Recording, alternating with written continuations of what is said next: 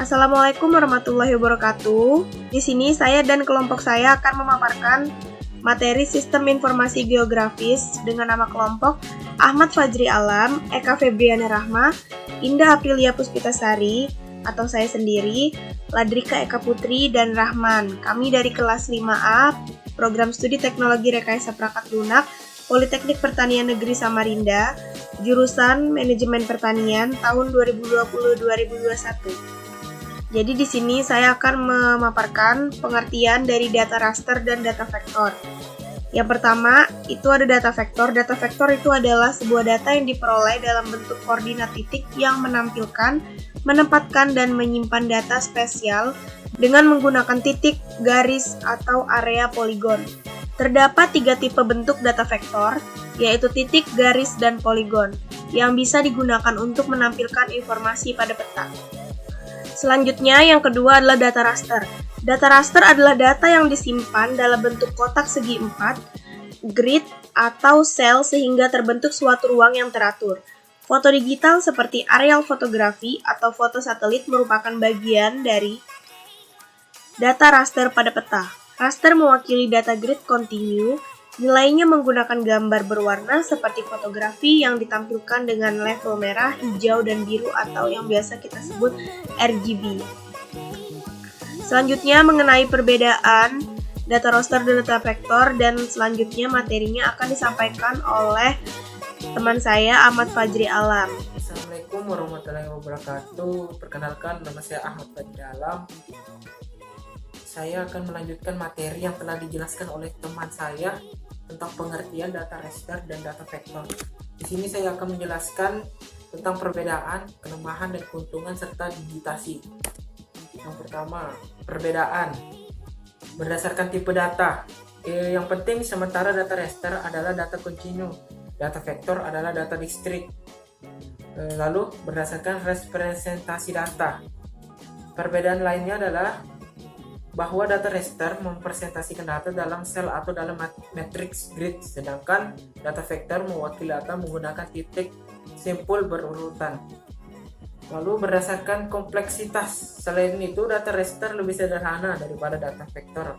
Oleh karena itu juga merupakan perbedaan antara data raster dan data vektor. Contohnya suhu, tekanan udara, pH tanah, ketinggian, aliran, dan jarak. Lalu batas administratif, fitur linear, jalan, dan sungai merupakan contoh dari data vektor. Kesimpulannya, data raster dan data vektor adalah dua jenis data spesial dalam GIS. Perbedaan utama antara data raster dan data vektor adalah bahwa data raster mempresentasikan data sebagai sel atau matriks kotak, sedangkan data vektor mewakili data menggunakan titik atau simpul berurutan. Lalu masuk ke kelemahan dan keuntungan. Kita mulai dari kelebihan data raster. Yang pertama, struktur datanya lebih sederhana. Yang kedua, lebih mudah dan efisiensi dalam melakukan overlay dan analisis data. Yang ketiga, mampu menampilkan data dari udara. Lalu kekurangan data raster. Yang pertama, tidak efektif dalam penyimpanan file. Lalu yang kedua, kualitas tampilan grafis yang terbatas. Yang ketiga, sulit melakukan analisis keterkaitan. Selanjutnya kita akan masuk ke kelemahan dan keuntungan dari data vektor. Kelebihan data vektor, struktur datanya lebih rumit. Lalu efisiensi untuk analisis, sebagai sarana representasi yang baik. Masuk lagi ke kekurangan data vektor. Yang pertama, sulit dalam melakukan proses overlay. Lalu yang kedua, tidak bisa menampilkan data. Yang terakhir, image atau foto dari udara. Selanjutnya kita masuk pada materi digitasi. Yang pertama, konsep digitasi. Digitasi merupakan usaha untuk menggambarkan kondisi bumi ke dalam sebuah bidang dalam komputer, atau disebut sebagai pengubahan data peta hard copy menjadi soft copy. Sumber data peta untuk digitasi dibagi menjadi beberapa bagian, antara lain sebagai yang pertama data image raster. Data image raster ini ada peta analog, image remote sensing, serta image scanning. Lalu yang kedua ada data tabular. Di dalam data tabular ada manual table dan GPS. Lalu yang ketiga berdasarkan dari data hasil pengukuran lapangan. Materi selanjutnya tentang koreksi geometrik akan dijelaskan oleh teman saya Eka. Assalamualaikum warahmatullahi wabarakatuh. Perkenalkan, nama saya Eka Febriana Rahman. Di sini saya akan melanjutkan materi dari Ahmad Fajri Alam. Di sini saya akan membahas materi koreksi geometrik. Jadi koreksi geometrik menurut Meter tahun 1987, koreksi geometrik adalah transformasi citra hasil penginderaan jauh sehingga citra tersebut mempunyai sifat-sifat data dalam bentuk skala dan proyeksi. Koreksi geometrik data hasil rekaman sensor pada satelit maupun pesawat terbang merupakan representasi dari bentuk permukaan bumi yang tidak beraturan. Meskipun kelihatannya merupakan daerah yang datar, tetapi area yang direkam sesungguhnya mengandung kesalahan atau distorsi yang diakibatkan oleh pengaruh kelengkungan bumi dan atau oleh sensor itu sendiri. Kesalahan-kesalahan tersebut terdiri dari pertama, kesalahan internal yang disebabkan oleh konfigurasi sensor, yaitu pembelokan arah penyinaran, abrasi subsistem optik, dan scanning sistem tidak linear. Kesalahan eksternal yaitu pertama, perubahan ketinggian wahana dan satelit, kedua, perubahan posisi wahana terhadap objek, ketiga, rotasi bumi, dan terakhir, kelengkungan bumi. Sekian materi dari saya. Materi berikutnya akan dilanjutkan oleh Rahman. Wassalamualaikum warahmatullahi wabarakatuh. Oke. Pengertian georeferensi.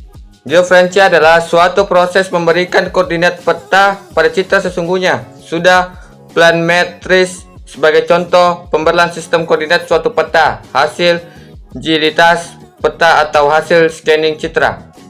Selanjutnya, tutorial georeferensi. 1. ADD data. Yang ingin kita georeferensi dapat berupa JPG, PNG, PDF, TLF, dan sebagainya. 2. Klik button ADD maka peta akan muncul di bagian layar. 3. Pada menu bar klik kanan kemudian cek checklist georeferensi. Yang keempat, zoom ini peta yang memiliki persilangan antara sumbu X dan sumbu Y. Yang kelima, langkah selanjutnya yaitu dengan mengetahui koordinat sistem pada peta yang ingin kita georeferensikan. Pada contoh di atas di samping judul jelaskan bahwa peta tersebut menggunakan datum WGS 84, klik kanan layar Spotlight Plus.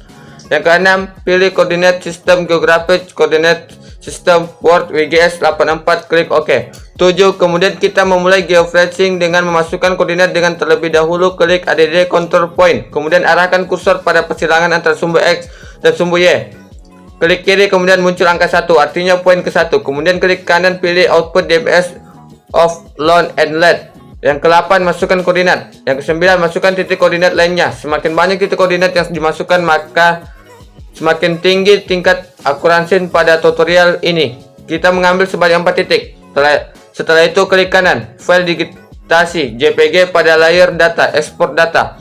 Setelah itu muncul export raster data. Pilih location tempat kita menyimpan file.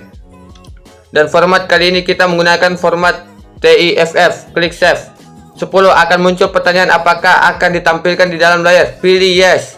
11. Untuk memastikan sebuah file telah berhasil di georeferencing yaitu dengan menyamankan koordinat pada peta dengan koordinat di kanan di bagian bawah ArcGIS. Klik kanan layer. Pilih general dengan peta menggunakan decimal digits dengan satuan derajat, menit, dan detik. Pada display pilih degrees, minutes, second. Klik OK. Dan terakhir letakkan kursor pada salah satu koordinat. Kemudian terletak di kanan bawah pada software ArcGIS. Di bawah ada linknya yaitu https Indonesia WordPress.com 2016. Materi selanjutnya akan disampaikan oleh Ladrika. Assalamualaikum warahmatullahi wabarakatuh. Saya Ladrika Eka Putri akan menjelaskan tentang tutorial digitasi. Pertama, buka program ARCmap, add data, kemudian tambahkan data raster yang akan didigitasi. Kedua, dari ARC katalog buat save file baru, klik kanan pada folder, kemudian new, kemudian save file. Ketiga, tentukan nama, tipe data dan koordinat SHP, poin untuk penampakan marker titik, polyline untuk garis atau poligon untuk luasan area, lalu oke. Setelah SHP tampil dalam table of content, dari menu utama editor, start editing. Kemudian silahkan digitasi secara perlahan dan rapi.